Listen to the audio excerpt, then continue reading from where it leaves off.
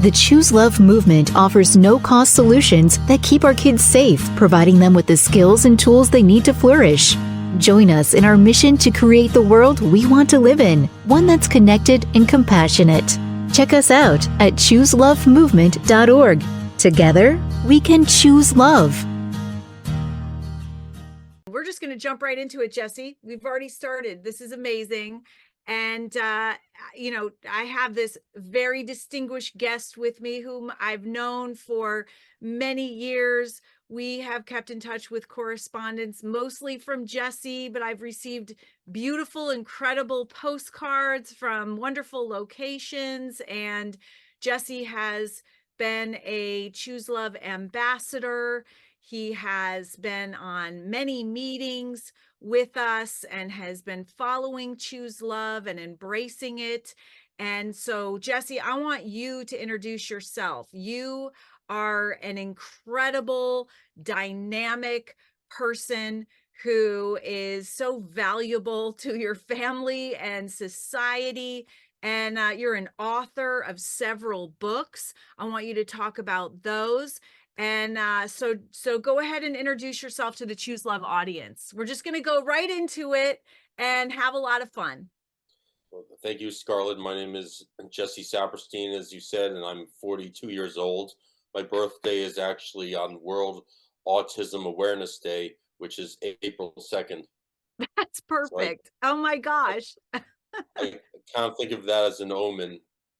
That's and amazing. I'm the author of 2 books with Penguin Group USA called Atypical, Life with Asperger's in 20 1/3 chapters, as well as Getting a Life with Asperger's, Lessons Learned on the Bumpy Road to Adulthood.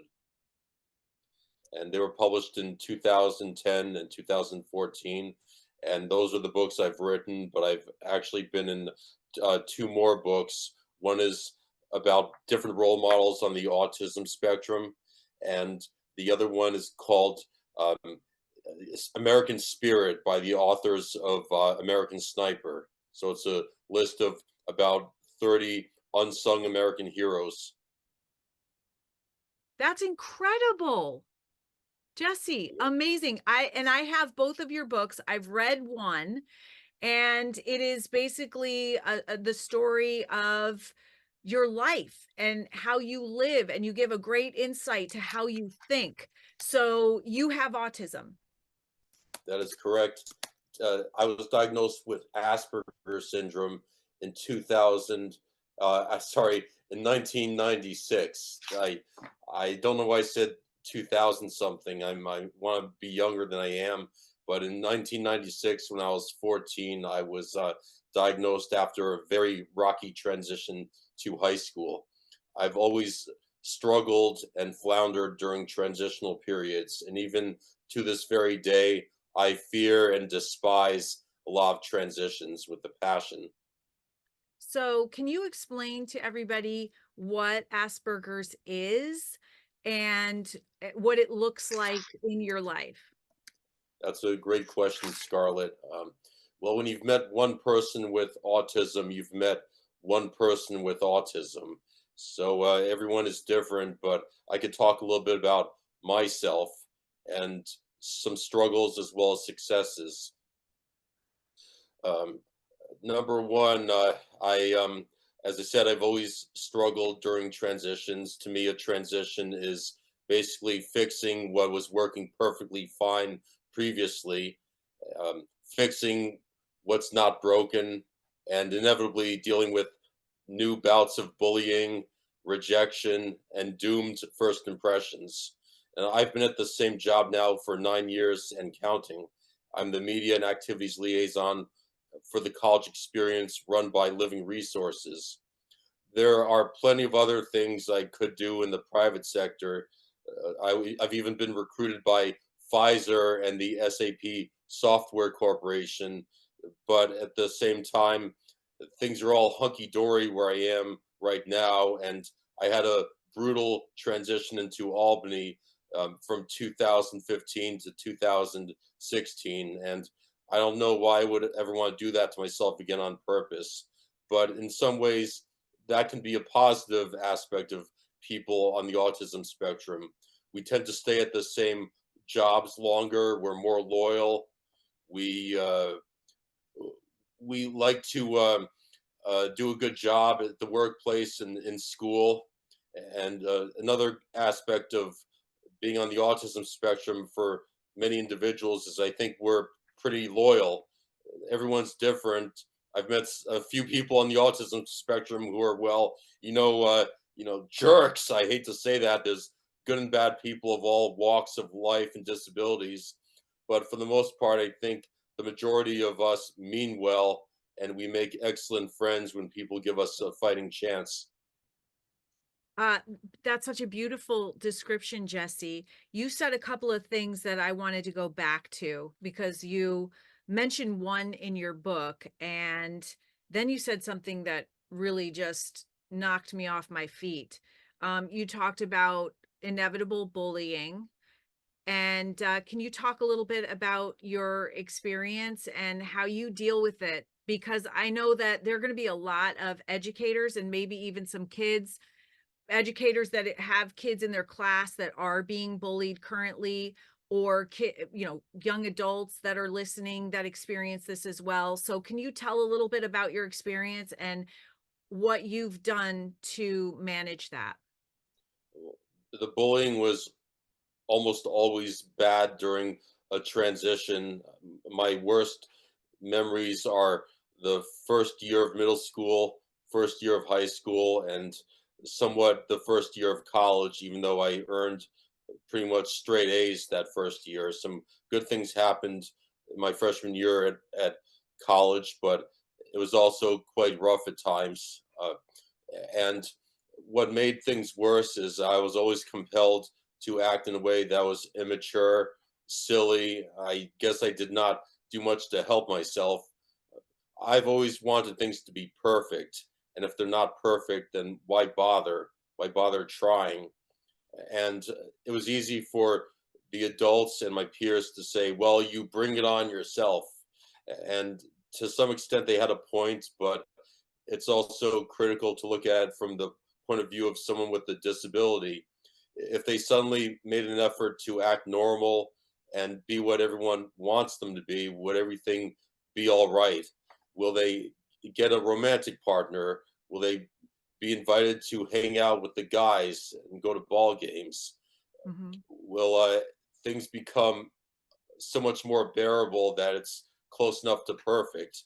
And sometimes it helped, other times it made no difference. And an example of a time when it made no difference was for 6 months, from my junior year in the springtime all the way to my senior year of high school in the late fall. I was a victim of a case of cyberbullying we now call catfishing. And during that time, I was doing extremely well in school. I was earning good grades, involved in many extracurricular activities, and I'd matured enough to the point where I could function as an incredible student and human being, but it was not enough. So it's very dangerous to say to someone on the autism spectrum, it's your own fault, you cause your own problems, because that will put them in a very dangerous codependent relationship with everyone. They'll feel that if people don't like them or they're the target of bullying, that somehow it's always self-inflicted. Yeah, so you don't tell someone with autism that the bullying they're receiving is their fault, in other words. Exactly. That seems so obvious, but I could see how adults not knowing what to do would say, to the person, you change yourself so that they don't act the way that they act, completely not realizing that people who are exhibiting bullying behavior have pain within themselves and it really doesn't have anything to do with you, right? That's an extremely good point. And as I mentioned, I was the victim of catfishing, and you know what that is, right? I do. And I can Can you explain it to explain you. it? Is it somebody online that's trying to trying to entice you for sexual purposes? Exactly. But most of the time, not most of the time, all the time, the person trying to entice someone for those purposes is beautiful, albeit fictional. It's just a stolen picture. It's not the person they're pretending to be online. And it was a group of students from my school, as well as one person who did not even know me from a neighboring school district, who created an imaginary woman named Elizabeth West. And what made my case of catfishing unique is they were so desperate to keep the prank going that they had me meet a real woman at a local diner posing as this imaginary Elizabeth West.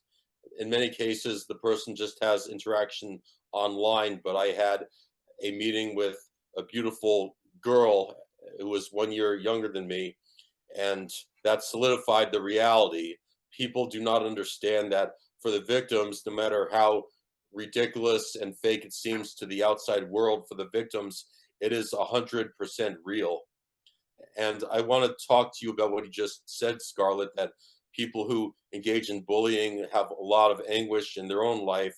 I did reconnect with one of the perpetrators quite recently, in fact.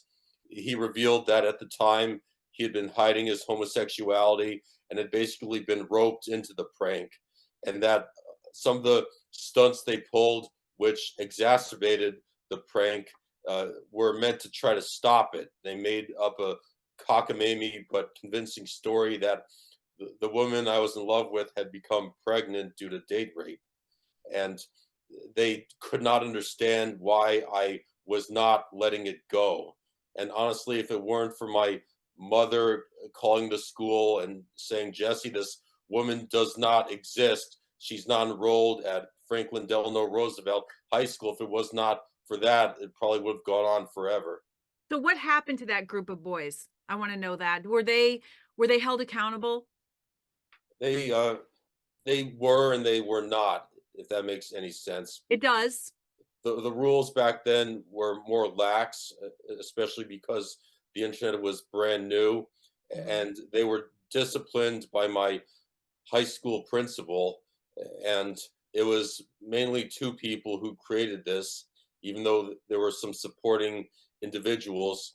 It was the boy who I just mentioned and a woman. I called her Kara in my first book as a pseudonym, and they were extremely remorseful. Kara was in tears, and they both said, we tried to stop it, which was true. And the boy was shaking in his boots, in accordance to the exact words of the principal. They were both incredibly shaken up. Well, I'm But glad that they were remorseful, but I think something probably more should have been done. And you're right, it has become more prevalent and more serious. Um, but I'm so sorry that that happened to you, Jesse. So sorry. And I have to say, wow, could you imagine that all that effort, if those boys had been able to use all that time, all that energy and direct it towards something positive. Could you imagine what they could have done? But instead, they are tormenting you, and I'm just so sorry that that had to happen. And I know that there are other instances of that, and I know that people with autism, Asperger's, on the spectrum, experience bullying across the board. And you're so helpful. So how did you not be overcome with anger and resentment at them, and some people that just lives inside of them and they can't get over it? How did you move past it? I'll be perfectly honest, it's extremely hard, if not close to impossible, for me to let go. And it took over 20 years to be able to move past it. It did help that they were remorseful, and as I grew much older, I started to feel a little bit like a hypocrite. If someone met me at my age and said, "Oh, you're that really gross kid who was annoying, who bothered all the girls," put his finger in his nose and acted really weird, I would have said, "Bro, dude, you have got to be kidding me. That was 25 plus years ago. Do you know how much progress I've made since then? Or do you even care about my accomplishments? Therefore, I seemed hypocritical and I felt ashamed for continuing to have resentment and even hatred toward these ancient wrongs and judging them as they were many years ago. And getting in touch with one of the former bullies in that horrific ordeal led to a lot of closure, and it was easier to let go. I was also able to empathize with their situation. He basically admitted, yes, we were asking ourselves, why won't he let this go? Yeah. And they they're thinking we've stopped, we're not answering, we're not bothering him. Why is this still continuing? And Well, and that's the level of pain that they caused, and it kind of backfired on them somewhat. But and I hope that the Choose Love movement and all that you learned through being associated, including forgiveness, because we've talked about forgiveness before, has helped, because that helps you just cut the cord that attaches you to that pain and not carry it inside you. But I will tell you that I was the witness of a really horrific act of bullying in middle school. And so I was in the crowd, but I watched it. I laughed uncomfortably, and I never did anything about it. And I will tell you that to this day, that is one of my biggest regrets. I think about that act from middle school. That's one of my memories, and my true regrets in my life, that I didn't do something. And I think a lot of people are in that position. And it takes a lot of courage to stand up to that, even if you're a bystander. Of course, we want people to be upstanders, but upstanders, but that's why we teach courage. I did not have the courage in that instance to stand up, and we need people to have that. So thank you for sharing that. And I know that it is a struggle. I did want to say, Jesse, that Jen Efren is in the waiting room. Do you want me to let her in? I'm not yes, sure. Who is she's that? a good person. I did Okay. not know that there could be an audience, and she had contacted me and asked, "Oh, is it live?" And I said, "Nope, just a private conversation." And when you said people are listening, I thought, "Oh my God, I should have told her." Do you mind? Maybe I won't let her in, and we'll just send her the recording right afterwards and she can watch it. Very good. That's Okay. fine. Okay. Um, I'll explain afterwards. okay.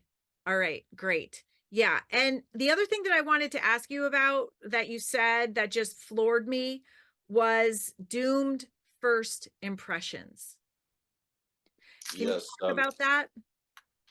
I want to let you know that we're taught that first impressions are the most important, and we have like less than 5 minutes to make that first impression. And Actually, I think it's less than 90 seconds or less than 60 seconds.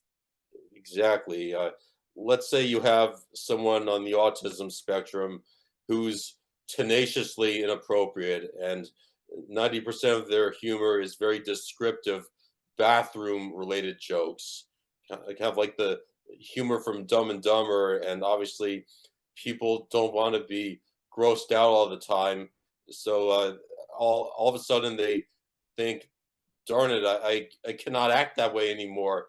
I've got to grow up. So they make an effort, but that effort does not come overnight. They have to walk in a lot of eggshells. It's like quitting smoking. It's an unnatural state of mind, having to always think clearly before it comes out of one's mouth. Then they come across as being uptight, nervous, neurotic, and that's their first impression. I just want to say, give them a break, show mercy, encourage that turning over a new leaf and good behavior. And part of that is how you're received, right? There's some anxiety in all of us when we meet new people, but I've having that expression, doomed first impressions. Right. Show some compassion, right? Be patient and understanding. See the light of humanity in the other person. Understand that they're doing the best they can with the skills and tools that they have. Kindness. That's your message, Jesse, and that's amazing.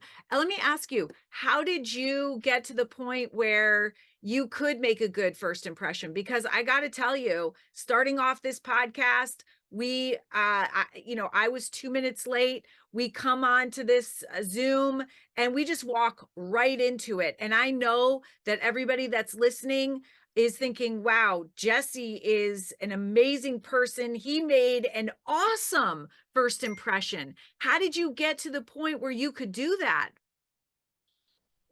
Practice, and certainly a lot of traumatic mistakes.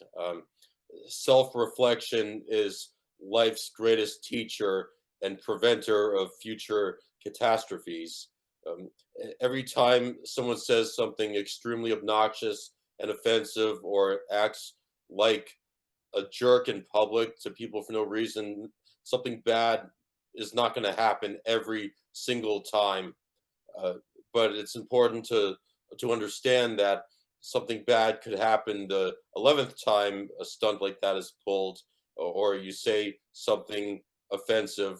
Um, I always go over my past interactions and think I should not have said that, even though the person did not get upset. I'll give you an example of a time when I made a very horrible first impression, and nothing bad happened. There was no complaint, no repercussions. I was teaching an orientation class at a school for children on the autism spectrum, and my job was to be the sensitivity trainer. And I did something that was very insensitive. I was just fooling around, but there are certain things you should never ever joke about, like racial humor, ethnic humor, and most certainly things related to the Holocaust. The only person in humanity who could get away with that and make it funny is Mel Brooks, possibly. Uh, but anyway, a woman who's African American was talking about her uncle, and her uncle's name was Tom. And I said, oh, his name's Uncle Tom. That's crazy, because that's a term used. That's always offensive to describe someone who is black that's trying to ingratiate himself into white society. It's an old-fashioned, archaic, offensive term. I thought, tough break. That sucks. That his name. You have to call him Uncle Tom.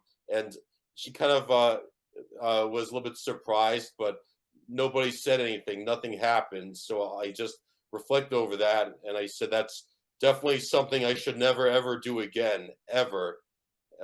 Just because nothing bad happens, it does not mean it was a good idea. I guess you learn either through self-reflection, thinking about the day's events and acknowledging mistakes and then working to correct them, or you work through somebody calling you out or something bad happening, is what you're saying, right? And then you Right. you are called to the table and kind of forced to acknowledge your mistake. But the thing is, you may not have even known that you made a mistake, and I'm sure that that's been a large part of your journey, which is, saying things that are probably appropriate to you, but may have offended someone else. Especially in this society now, it's so easy to offend. In fact, there are people looking to be offended. So you've made really good headway, and it's a good thing being in 2024 now, right? That's right. You bring up a very good point that when someone is offended, it's very important not to always take that to heart, because look at the things that offend people these days. The movie The Whale with Brendan Fraser. And I happen to know someone who has lived that life of being morbidly obese. And I have to say, Brendan Fraser could not have portrayed that character with any more sensitivity than he had. It was as close to perfect as one can imagine, but for many people, it was still not even close to good enough. People are offended by Snow White, the 1930s Disney masterpiece with the non-consensual kiss. It's not up to Oh the gosh. golden age of Disney to teach children about boundaries, that you're not going to revive someone who's unconscious by kissing the woman on the lips. Uh, It's a that's fairy tale. insane. What was that? I said it's a fairy tale. A fairy tale, yes. Some people have too much time on their hands, and in my opinion, people plant these stories for no reason, just to make people waste brain injury over controversies that are just humorously ridiculous. Um, I couldn't agree with you more. We've somewhat lost our sense of humor and awe and wonder and joy. And we've done this because of the negativity I think that we are being bombarded with.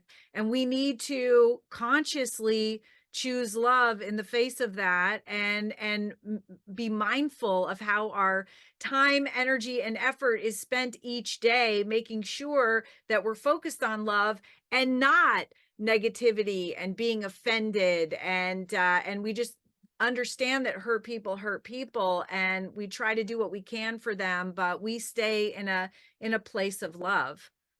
That's correct, Scarlett. And you have been through every parent's worst nightmare, in the sense it does not get any more horrific than what you've experienced. And if you had chosen hatred for an individual who no longer exists on the face of the earth, all that hatred would have been directed toward the ground. It would have done nothing and gone nowhere and accomplished nothing. And it possibly could have been so intense that it literally would have eventually killed you.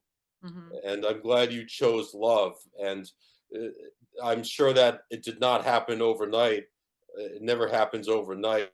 But as the case with the people who bullied me with that cyberbullying prank, Mhm. I chose empathy and understanding that they had created a mess that would not go away. And back to those individuals, I want to say that the only thing they could have, would have, or should have done was to go to an authority figure and just say, look, we have done something very stupid. It's out of control. I do not see it ever stopping.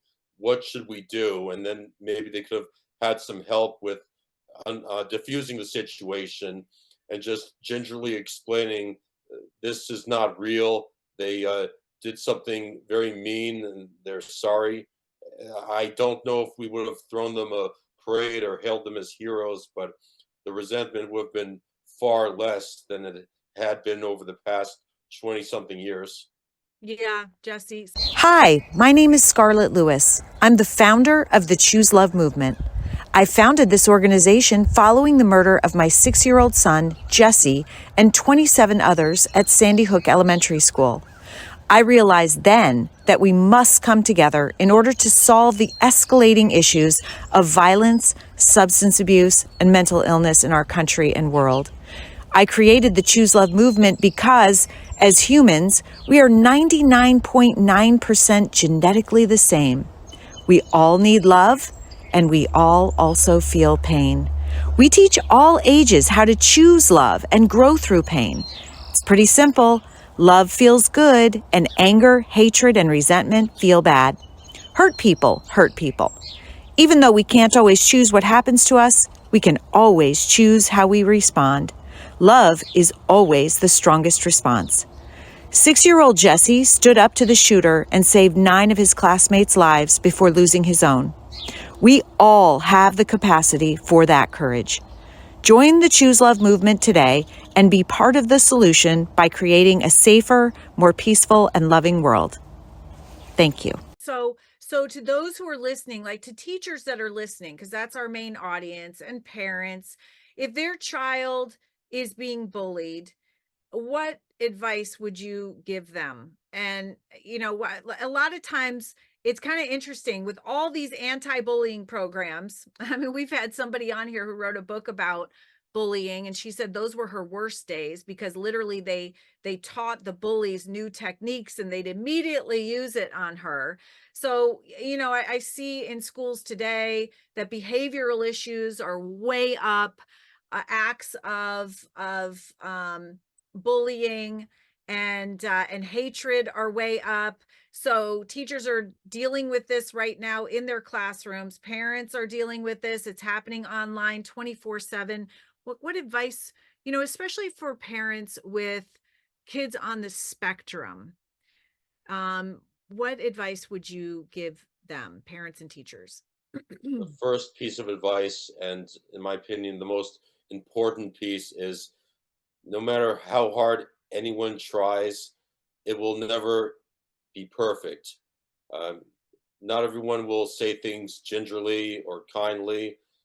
Nobody has the right to be physically abused or hurt so much that they're afraid to go to school. No one deserves, or no one has the right to be to torment somebody. No one deserves to be tormented. But at And the that same includes time, the use not of everyone.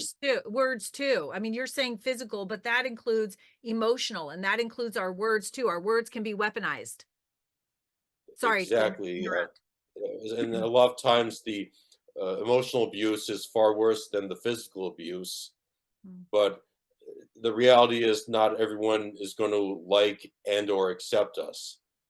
We all deserve to be accepted, but at the same time, uh, I'll give you an example of a period where it was certainly not perfect when I thought I deserved to have it perfect.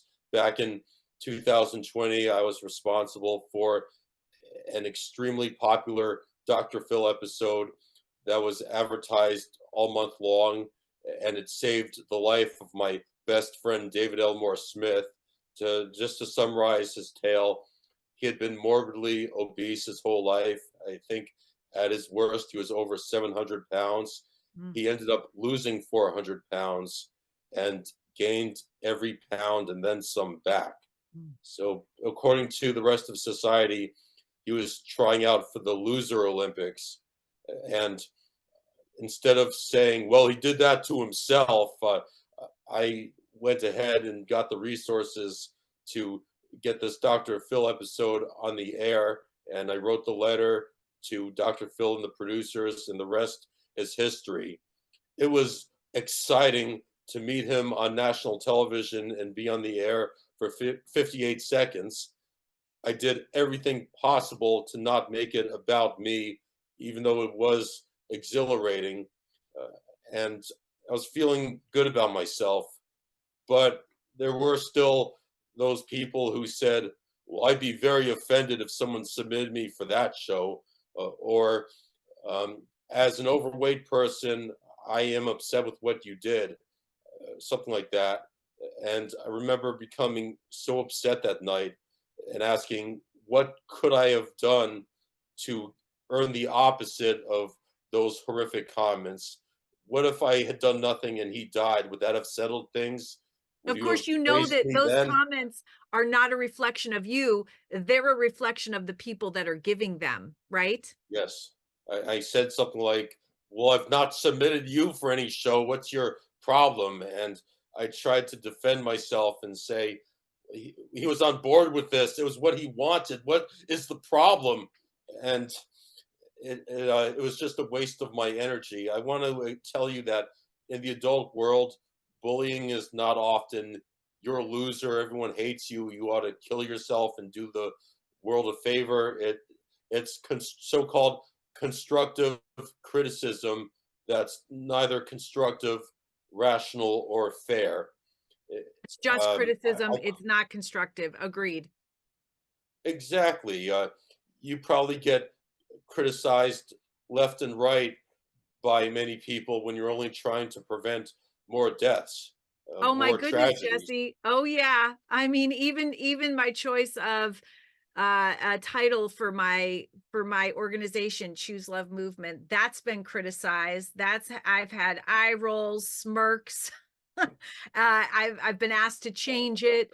Yeah, so there are always going to be those naysayers, and I remember a time when there was evidently like some group that was trying to, they went on Amazon and they started trashing my book, Nurturing Healing Love.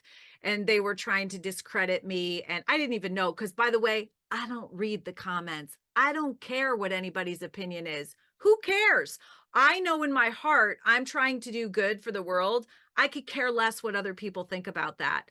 So anyway, this reporter from Seattle called me and said, "What do you think about the, the current goings on with your book?" I'm like, "What are you even talking about?" And he's like, "Oh, well, it's worldwide, and there's this group, and they're trying to trash you and all this." I'm like, "I've never even heard of that." So he had to send me some comments, and I laughed, and I actually started getting emails from around the world. There was this guy in Australia that said, "Hey, I'd never even heard of you. I never heard of your book, but I saw what they're trying to do to you. And so I bought 100 copies for all my friends and family." And I started getting messages like that. And I'm like, "Oh, thank you guys for what you started, because it's only a reflection on you and you're getting the word out even more for me." That's amazing. It's so important to always understand that the people who are making these cruel comments are such a slim minority. They Yes, are the slimmest of all right. minorities, and we just talked about the people who are offended by Snow White and the non-consensual kiss. Normal, sensible people do not clutter their brain space thinking of such nonsense, Yeah. and most of the time they're not even thinking of it themselves. They just want to rile people up for no reason. They have too much free time on their hands, and So there's true. different subcultures of bullying, some more brutal and some more innocuous or subtle than others. I've created a type of bullying that's called finding. People who are finding will always find something that is wrong, and if someone fixes the issue and tries to placate their grievance, they're going to find something else that's wrong. Finders have no mercy, they're relentless, and they cannot be pleased ever. Wow, I love that. Can I use that? I love the finder, because what are you looking, whatever you're looking for is going to be there. You're looking for negativity, it's going to be there. You're looking for positivity, it's going to be there. And all we need to do is shift the focus of our lens. And it's a choice that we make every day. But some of these people don't know that they have a choice. Excellent, Jesse. And now I want to move away from bullying, because you're such an incredible person. I want to, like you've been on Dr. Phil because of what you doing something for someone else. I want you to talk about a few more of your accomplishments, because really you just kind of touched on being courted by Pfizer and all these other things, that you've actually accomplished. Can you talk to us about that? Yes, I should have asked this at the beginning of the podcast, but how's the lighting in this room? The lighting is excellent. Very good. You know, And and it's so funny, because you're questioning that. I'm kind of questioning, oh, am I using the right background? Maybe I should have used a different background, because this is our starfish background. That's Jesse, by the way. But it's funny because we're questioning, right? That's what our brains do. They question all the time. So yeah, you look great. You look very handsome. I like thank you for, you show up in a suit and tie. Amazing. That's just amazing. So let's talk about all of your accomplishments. I want to hear that, and I want people to hear what's possible. first of all, I want to tell you I love the starfish ocean background Thank you. because I know that this little boy is trying in futility to save all the starfish on the beach, and someone's telling him, "You're wasting your time. There's no way you can get to all of these things before they inevitably die," because I believe starfish can only last so long on the shore. But the point is, he's saving some, and for that particular starfish, it matters a hell of a lot. And whenever anyone is trying to accomplish something, whether it's recycling or feeding the homeless, they have to have the attitude that what they're doing is saving the entire world. Otherwise, Yes. they'll have the opposite attitude of it does not matter. this is just a waste of time. Right. And of course, as you said, it matters to the starfish. And the interesting thing is when we help someone else, we actually help and heal ourselves. And that's part of the benefits of helping other people. That's why we're here on the planet. And yes, every little thing you do makes a difference, because there's also research that shows that it creates a ripple effect. People see you doing something for someone and then they go out and do it. So every small act of kindness actually multiplies naturally. So it is a really big deal, everything that we do every day. Thank you for drawing attention to that. My pleasure, Scarlett. Well, I'm going to try to talk about my accomplishments without overtly seeming like I'm bragging, but Well, you uh, aren't, because I asked you to do it. yes, you're right. And I I know there may be criticisms, and I want to say something to the trolls who may have negative things to say. I'm going to go through a checklist before I care about your opinions. Are you paying any of my bills? If I suddenly did what you wanted or did not want me to do, would you become my friend and set me up with an unmarried, beautiful relation? Uh, would you? Would you embrace the choose love movement if we catered to your whims? Uh, and if the answer is no for every one of those check marks, then I'd say that your opinions are almost as valuable as the faded want ads from a 1990s newspaper that you put under the bird cages to catch the excrement from the fowls in the bird shop. I love that, Jesse. Thank you for walking us through your thinking on that. You know what? I bypass that and I just go to, I don't really care what your opinion is. And so I love hearing the way that you think about it. I know it's going to be helpful for so many people that are listening. Thank you. Okay, so now we've gotten out of the way that and most of the people that listen to Choose Love podcast, by the way, are just beautiful people. I know a lot of them. They're embracing you right now. They're just in a state of awe of you, and they're really enjoying you, and they're also sending you love. So think about it that way, and start telling us, you are such a unique, shining example of being a human being, but also a human being with Asperger's. And I want people to know what's possible, and have a role model. Well, I want to emphasize that I have lived two extremely different lives on the autism spectrum.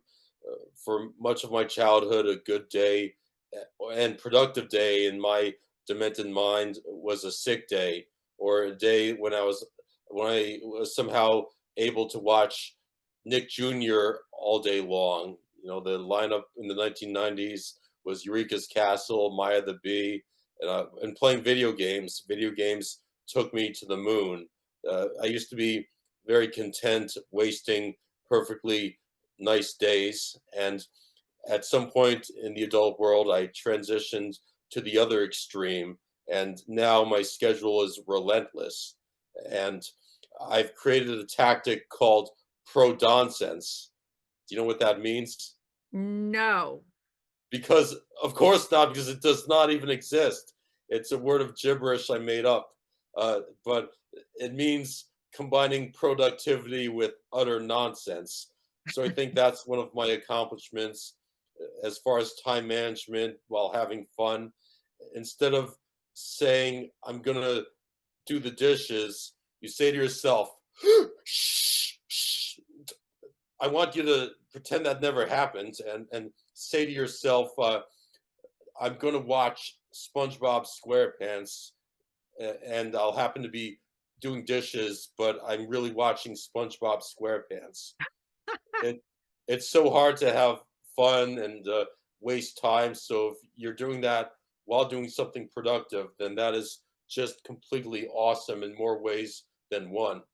Absolutely. Do you find that screens and the phone are a real challenge for you? And do you think that they're more of a challenge with someone on the spectrum? I mean, we're all addicted, but how do you get around that? You know, you're talking about productivity, and I find that being on the phone, screen time is not productive. You're living somebody else's life while you should be in real life, looking at somebody, you know, communicating with them. I go so many places and they're silent because everybody's on their phone. How do you overcome that desire to numb yourself and distract yourself through the screens? Not very well, I have to say. I'm one of those Me people. either. uh, but as I said, I try to justify the incessant phone usage while doing something productive or Okay. doing work in front of the TV, and having a hybrid of both. And the work may get done slower, but it's very rare for me to just watch TV or watch a video on the phone unless something else is going on that's productive. Yeah. Um, so you wrote these two incredible books, and I want everybody to go out and buy them. One is called Atypical: Life with Asperger's in 20 and a half chapters. And that talks about how, and even in your postcards that you write to me, Jesse, it's amazing. They're all in block letters, and you have every space on the postcard filled with words. And it's incredible. This is the second book, That's the second published book, in 2014, and 2014. The this first is book, Atypical: Getting a Life with Asperger's in 20 and one-third chapters. 20 and one third chapters. Yeah. And And I read that book and it's amazing. this is the anthology, American Spirit. This is the widow of the American sniper, Chris Kyle. It's called Profiles in Resilience, Courage, and Faith, American Spirit. That is so beautiful. And it's also co-authored by my friend Jim D. Felice, who's a prolific author.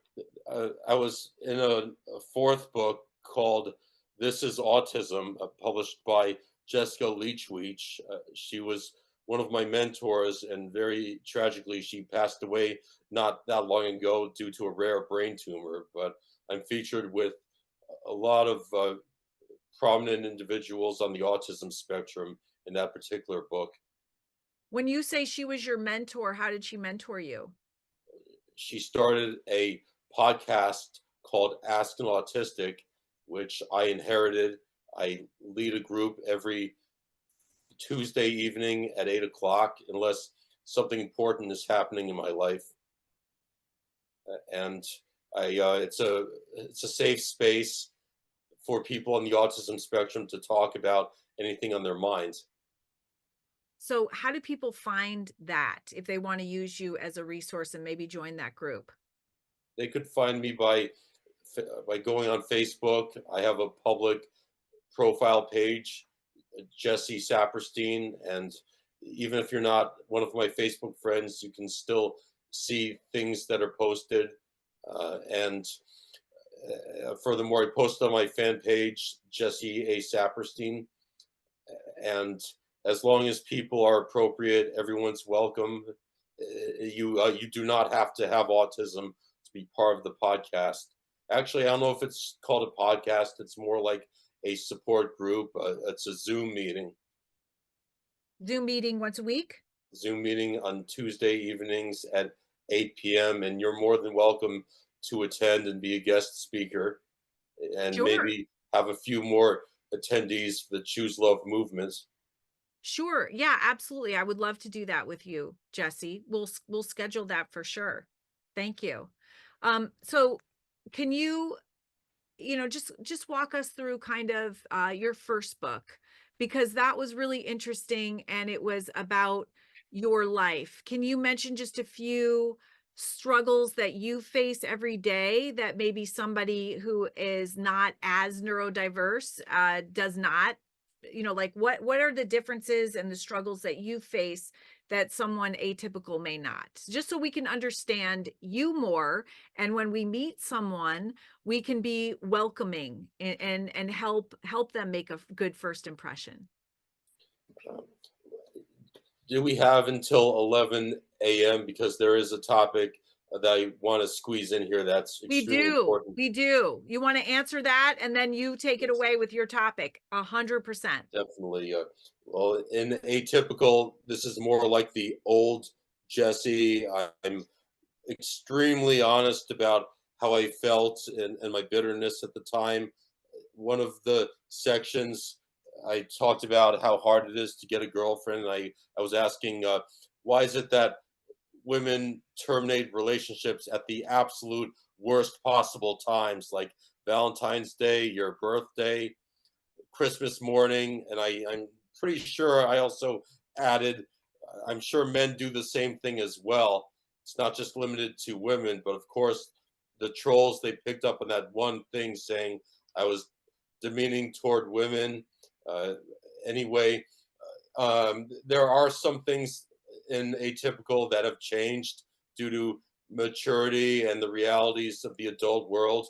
One of my favorite expressions is you're an adult first and somebody with a disability and or mental health problems second. Hmm. And I'm going to give you an example of some of my struggles that may last forever, even when I compromise from time to time. I have an extreme phobia of unnecessary waste. It's hard to go to places like weddings because sometimes the catering staff are too overzealous. I can say, "Hi, Aunt Ida, do you want to dance with me?" And I turn around and, "Where's the plate? I wasn't done with the food." Right. And to the the catering staff, I want to scream, "Damn it! How could you do this to me? What's wrong with you?" You could see that it was nearly full, but the adult Jesse will say, "Oh, I wasn't quite done with that, but no, no big deal." It is Oh, but you obviously know what, Jesse, is so funny? That's what I think in my head. And the adult me goes, darn it, I wasn't finished with that. What a waste. I could have brought that home to my chickens if I wasn't going to eat it. oh, That's funny because that seems very normal to me. wow. I thought I was the only one who got upset over something like that, No, and no, I actually asked for other people's leftovers at the next table because people get up and they don't eat anything. And I'm like, oh my God, I have so many mouths on my farm that I could bring all that home. Otherwise, it would go to waste. So you're talking to a kindred spirit in that right here. I'm going to say totally. I just took home somebody else's leftovers last time I had breakfast at our diner. So you're going to have to think of something more than that. I thought I was the only one. Uh, No. well, there's no thought police to punish us for the crazy things going on in our head. That's Uh, right. I'm sure there well, are a lot of people feeling a similarity. well, another issue that has plagued me is uh, not understanding that relationships naturally disappear over time without any catalyst. I'm not good when people ghost me, and it seems like an extremely personal insult. And I'm talking about someone who disappears and everything was hunky dory recently, but now they've sent the message that they want no contact. That's something that is unbearable, and I've not been good about dropping it or taking the obvious hint that they want no contact. Well, you know And what? A lot of people listening are feeling the exact same way because that happens to a lot of us, and a lot of us have a hard time letting that go. But I will say it's not at all a reflection on anybody that happens to. It is 100% reflection on the person who's ghosting. exactly, and it's never something that I'll be able to relate to when people behave in this way, because for me to disappear, somebody would have to do something egregious in which they'd know why I chose to disappear, like frame my mother for murder or something horrible like that. Uh, but I've there's some people who I'm not enthusiastic about keeping in touch with, but if they've always been a loyal friend and they've done nothing wrong, then I'll make time to just speak to them on their birthday, on my birthday. Anyway, the topic that I want to squeeze in for the last 4 minutes is I'm working on a campaign that will eliminate consequences for people who are victims of something called sextortion. Do you know what that is? Can you explain it, please? Yes, it's when someone is randomly contacted by a stranger on the internet, and the person who's the victim is enticed to remove their clothes, and both parties become nude, and the person on the other end, uh, which is usually stock footage, not a real person, is recording the interaction.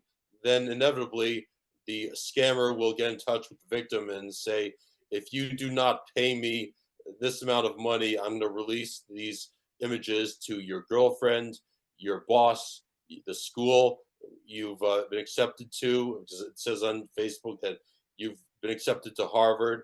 Under the law, that would be unlawful to terminate someone or revoke their admission under any circumstances. And the only way someone could justify taking those draconian actions is if they could prove that the person's victimization egregiously affected their business, meaning that they could say, look, I run a daycare, and because of your pictures, every family is bailing out. I have no choice but to fire you, or else I'm going to lose my business. And even in that case, if the business could afford to do so, they'd have to give severance pay. Um, Jesse, and I've been in touch with a parent of a high profile sextortion victim. He was in high school. He shared pictures of himself and they demanded money. He paid them and then they demanded more money and to expose him to the rest of the world, and he killed himself. So oh no, I am in such support of what you're doing, and tell us, what are you doing and how can we help? are you? I don't know if you're able to tell me, but was his name Jordan? Yes. Oh, I know exactly what case you're talking about, and that broke my heart. Uh, I think that uh, number one, if you are someone who fires a victim who could be on the autism spectrum, or says you're no longer welcome at my college after 4 years of hard work in high school, then that person is a jerk, and there's a very good chance that they're doing the same thing themselves, and they're just saying, "Oh, I'm not like that person. He's not with me." And the other key factor is when people uh, in, when people force these consequences, they're playing into the hands of the scammer, because the scammer wants the victim to know that this is going to happen, that their life is over. Then they have no choice but to scrounge up the $2,000 and inevitably more It to doesn't end prevent the there. It pictures. doesn't end there. Right. You're, you need to stand up to these scammers and say, I don't care that you were scammed or that you have these pictures on the internet, because we're not on the side of the people overseas who are doing the scamming. The money that's extorted, it goes to support their business from Mhm, hell, their mhm. computer equipment. We need to create a society where people are able to say, I'm not giving you squat. Um, Release the pictures, because nothing can happen to me. This does That not takes a mean lot that, of courage, Jesse. That takes a lot of courage. this does not mean people should fall for the scam on purpose, but if they do, it's not going to be the end of their lives. And I'm going to admit something just to walk the walk. When I was much younger, in the throes of Asperger's, and was speaking to a real woman or two, I have given them pictures of myself that they have requested.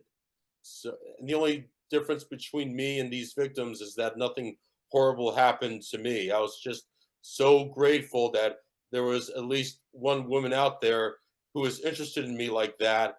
Mhm. Maybe they had a moment of madness, or very low standards, because I did not find myself to be attractive in those days. But I thought, what the heck? Here you go.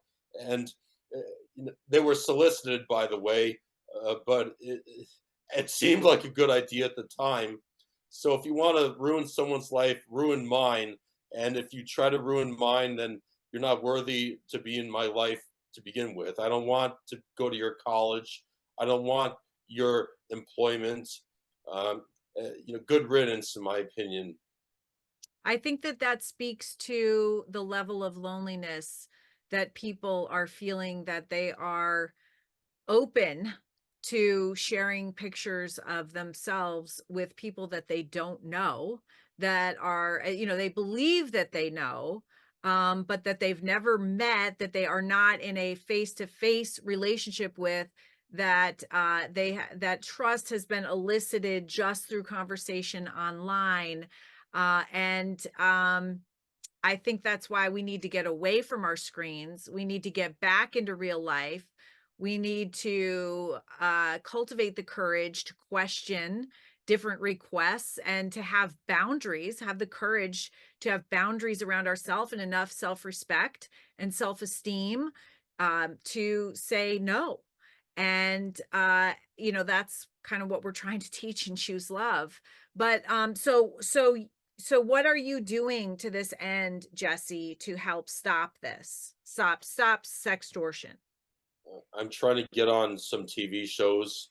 I had texted two producers from the Kelly Clarkson show, and they're probably upset that I texted them out of the blue. But my attitude is, I'm going to do it once. It's not going to become any kind of a habit, and the worst that's going to happen is nothing. I don't know if you have any connections to shows, but I'm willing to go. I'm willing to make television history and be the first person to openly admit, yes, I've texted nude photos of myself to women who asked for them. It seemed like the right thing to do. It was not illegal, and maybe that will open the floodgates to people realizing this is not a big deal. You have pictures of yourself, so what? We're not going to make you suffer any more than you already have. Right. Well, and to really just uh not be in a place of fear and reactivity. Do not give them power over you, which you do when their threats impact you so much that you follow along, that you have the courage to stand up. There's research that shows when you have the courage to stand up to bullying, that behavior stops, and very quickly, because they move on to someone else.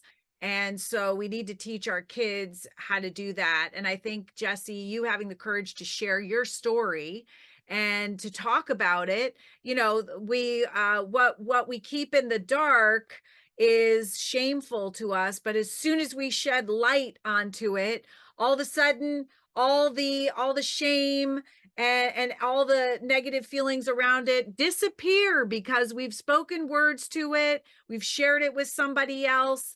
And that's what you're doing to this growing issue of sextortion. So thank you, and thanks for sharing it on this podcast. This is going to get it out to a lot of people. Thank you for joining us today, Jesse. I would like to invite you back. I'm sure everybody that's listening is saying, we haven't gotten enough of Jesse, and there are a lot more questions to ask. So just for our listeners' gratification, will you agree to come back on and do another session with us? I thought you'd never ask. Ah, Yes. awesome. Jesse, I want to thank you so much for coming on with us. Jesse A. Saperstein, an autism advocate, really popular motivational speaker. You can see he's fun, he's funny, but he's really well-versed. He's very articulate. He's an incredible person.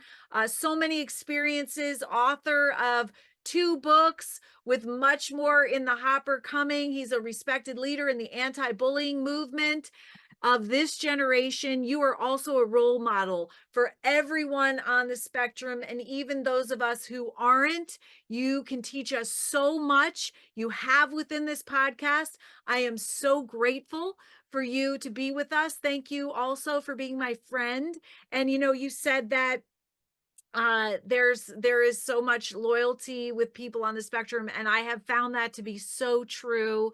I so appreciate you, Jesse. I know that everybody listening does as well. And most of all, I want to thank you for choosing love and supporting our movement in everything that you do and the modeling that you show to the world. Thank you for choosing love, and thanks for joining us, Jesse. Hey, hey, oh. It's all part of us. We can all choose love. It'll lift you up if you let it in. Let